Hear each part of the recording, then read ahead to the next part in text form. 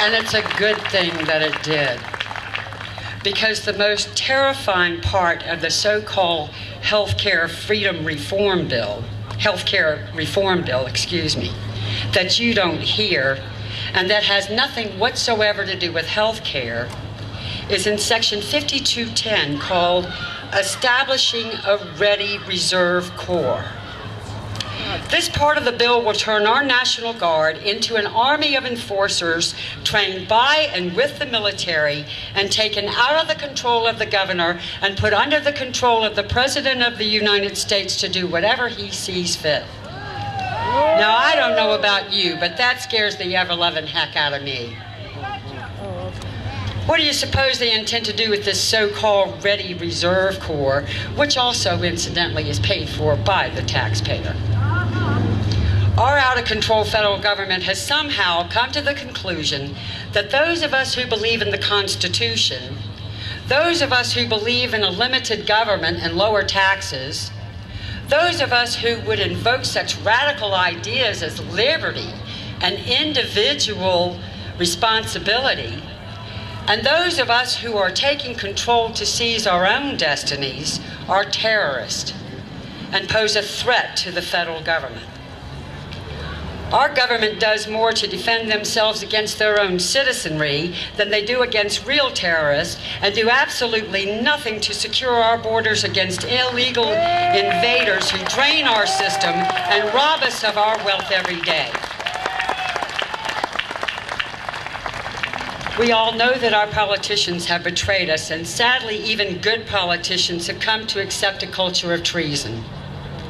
Their greed seems to always lead them down the path to more power.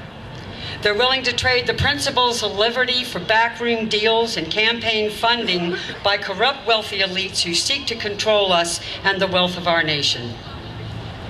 And the politics of political parties is no different than the politics of the politicians. The party establishments, and it doesn't matter what party, will only back those politicians who can draw money from the wealthy elites. You'll never hear the party leaders say that they will only back politicians that will vow not to sell your liberty to the highest bidder, or those who will honor the Constitution. That's because they'll only back those who can bring money into their coffers, regardless of their position on the issues or their voting records. And then they have the audacity to tell you that they want a limited government and lower taxes. They even have the nerve to call themselves conservatives. But we won't be fooled by that any longer. Let us ignore party politics and vote for principle. Let us vote for true statesmen like Bob Marshall, who will consistently put principle ahead of politics. Let us follow the examples of the founders and reclaim the republic that they gave us. We are their legacy, and we have a right to individual sovereignty as long as we don't violate the rights of others. The framers recognized that we, the people, should be the source of authority for all levels of government. They didn't want a federal government setting the course for this nation. They left that up to us.